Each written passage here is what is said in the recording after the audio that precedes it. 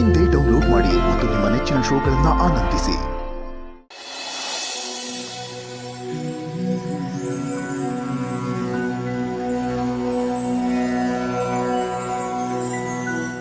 Girls ಏನ್ ಮಾಡ್ತಿದ್ದೀರಾ? ಇವಳಿಗೆ ಮ್ಯಾಥ್ಸ್ ಅಲ್ಲಿ ಏನೋ ಪ್ರಾಬ್ಲಮ್ ಇತ್ತಂತೆ, ಅದಕ್ಕೆ ಸಾಲ್ವ್ ಮಾಡ್ತಾ ಇದೀನಿ. ಜಗತ್ತಲ್ಲಿ ಪ್ರತಿ ಪ್ರಾಬ್ಲಮ್ಗೂ ಸೊಲ್ಯೂಷನ್ ಇದ್ದೇ ಇರುತ್ತೆ. ಅದಕ್ಕೆ ನಮ್ ಟೀಚರ್ ಒಬ್ರು ಹೇಳ್ತಾ ಇದ್ರು, ಜಗತ್ತಲ್ಲಿ ಯಾವುದೇ ಪ್ರಾಬ್ಲಮ್ ಬಂದ್ರು, ಯಾವುದೇ ಡೌಟ್ ಬಂದ್ರು ಅದ್ರ ಜೊತೆಗೆ ಒಂದು ಸೊಲ್ಯೂಷನ್ ಹುಟ್ಕೊಂಡಿರುತ್ತಂತೆ. ತುಂಬಾ ಚೆನ್ನಾಗಿ ಹೇಳಿದ್ದಾರೆ. ಆದ್ರೆ ಎಲ್ಲಾ ಸಮಸ್ಯೆಗೂ ಒಂದೇ ಒಂದು ಸೊಲ್ಯೂಷನ್. ಯಾವ್ದು ಗೊತ್ತಾ? ಯಾವ್ದಕ್ಕೆ? ತಾಯಿ.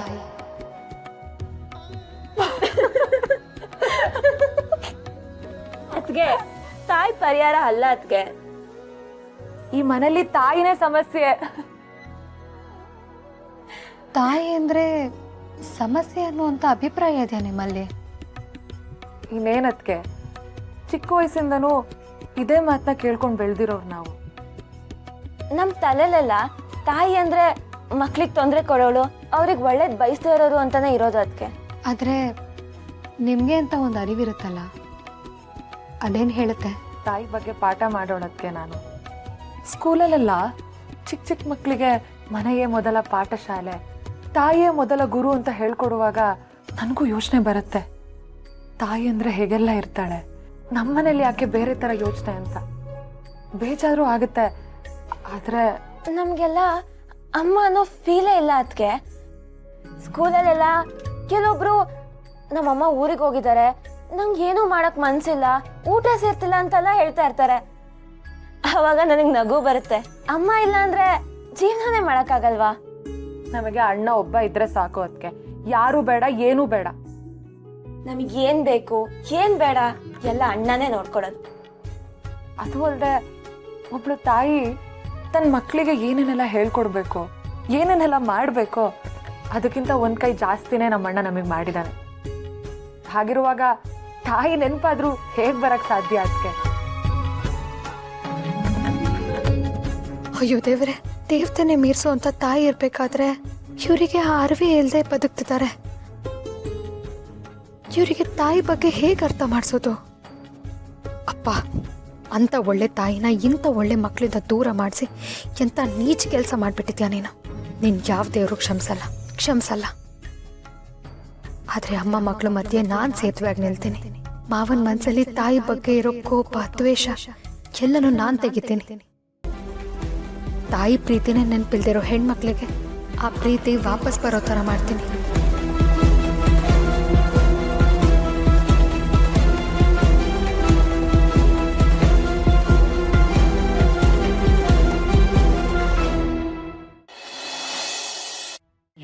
ಏಳಮ್ಮ ಇದ್ದ ಆಗ್ಲಿಂದ ಬೇಕಿಂದ ನ್ಯೂಸ್ ನಂಗೆ ಹೇಳ್ತಾನೆ ಅನ್ನೋದು ಏನೈತೆ ಅಂತ ಏಳ ವಿಷಯ. ಅದ್ ಏನ್ ಬ್ರೇಕ್ ಐತೆ ನೋಡೇ ಬಿಡುಮ. ಅಲ್ಲೋಗುಂಡು ಹೇಳ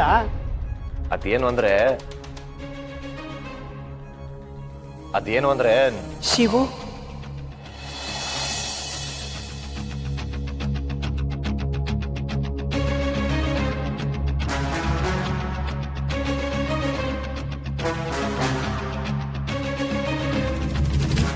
ಅವ್ವ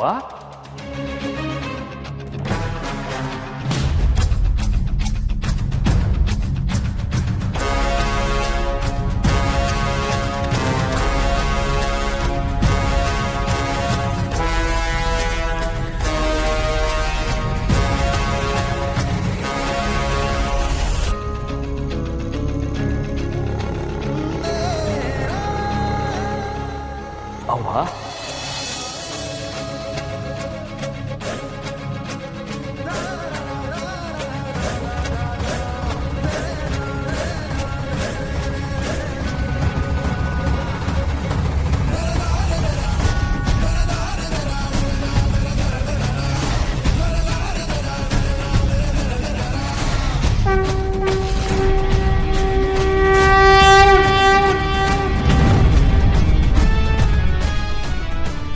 ಭವತಿ ಭಿಕ್ಷಾನ್ ದೇಹಿ.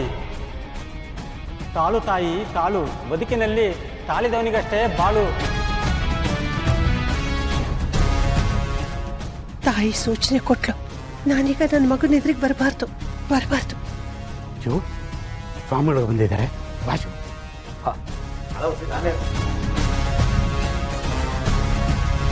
ಸ್ವಾಮಿಗಳಿಗೆ ಅಡ್ಬುದೆ.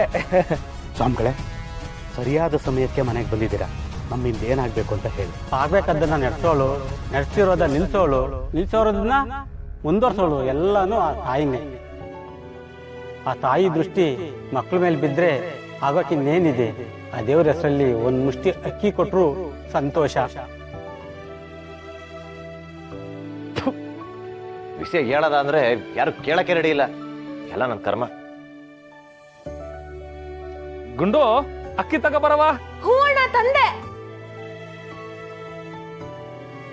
ಹಾ ಬಂದ್ಯಾ? ಬರವ.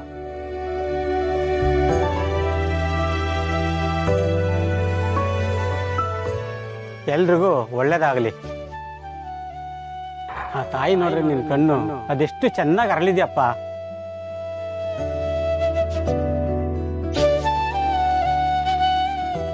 ವಾ, ನಾನು ಮಕ್ಕಳವನ್ನು ಹೊರೋ ವಿಷಯ ನಿಮ್ಗೂ ಗೊತ್ತಾಯ್ತಾ?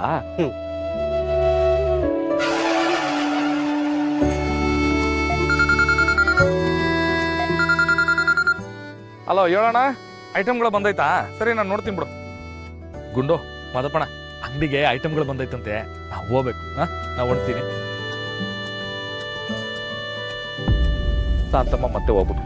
ಶಾಂತಮ್ಮ, ನಿನ್ನ ಮಕ ನೋಡೋ ಭಾಗ್ಯ ನನಗೆ ಯಾವಾಗ ಸಿಗ್ತತೋ ಏನೋ. ಮಾದಪ್ಪಣ, ಈ ಗಾಂಧಾರವ್ವ ತನ್ನ ಮಗ ದುರ್ಯೋಧನ ಮುಖ ನೋಡ್ಬೇಕು ಅಂತ 1 ವರ್ಷ ಆದ್ಮೇಲೆ ಕಣ್ಬಿಟ್ಟು ನೋಡ್ತಾಳಂತೆ. ದುರ್ಯೋಧನ ಮೈಯೆಲ್ಲ ವಜ್ರಕಾಯಿ ಆಗ್ಬಿಡ್ತೈತಂತೆ. ಹಂಗೆಯ ಈ ಅಮ್ಮ ನನ್ನ ಮಕ್ಕ ಯಾವಾಗ ನೋಡ್ತಾಳೋ, ನಾನಿನ್ನೇನಾಯ್ತೀನೋ. ಸರಿ, ನಾ ಬರ್ತೀನಿ. ಹುಷಾರು. ರಶ್ಮಿ, ಮಾವ, ಅವ್ರ ಜವಾಬ್ದಾರಿ ಕಲಿತಾ ಇದ್ದಾರೆ ಮಾವ. ಅವ್ರು ಮುಂಚಿನ ತರ ಇಲ್ಲ, ಬದಲಾಗಿದ್ದಾರೆ. ಅವ್ರ ಮೊದ್ಲಿನ ಸೀನ ಅಲ್ಲ ಮಾವ, ತುಂಬಾ ಬೆಳೆದಿದ್ದಾರೆ. ಅವ್ರ ವಿಷಯದಲ್ಲಿ ದಯವಿಟ್ಟು ಸ್ವಲ್ಪ ತಾಳ್ಮೆ ತಗೊಳ್ಳಿ ಮಾವ.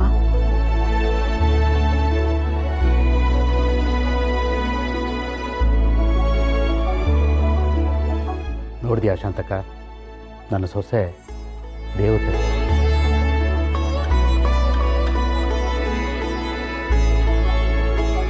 ಇಲ್ಲ, ಸೀನನ್ಗೆ ನಾನೇ ಬುದ್ಧಿ ಹೇಳಬೇಕು. ಇಲ್ಲ ಅಂದರೆ ನನ್ನ ಮಗಳ ಸಂಸಾರ ಹಾಳಾಗೋದನ್ನ ನಾನೇ ನನ್ನ ಕಣ್ಣಾರೆ ನೋಡಬೇಕಾಗತ್ತೆ. ನಂಗೆ ಯಾಕೋ ಮಿಸ್ ಹೊಡಿತೈತೆ. ಈ ಮೂಟೆ ನಂದು ಪಿಂಕಿ ವಿಷಯ ಹೇಳ್ಬಾರ್ದು ಅಂತ ಮಾಟ ಗೀಟ ಮಾಡಿಸ್ತಾವಳ ಅಂತ. ಮಾಟ ಗೀಟ ಮಾಡೋರು ಮಾಟಗಾತಿಯವರು, ಮನೆ ಮಗಳಲ್ಲ.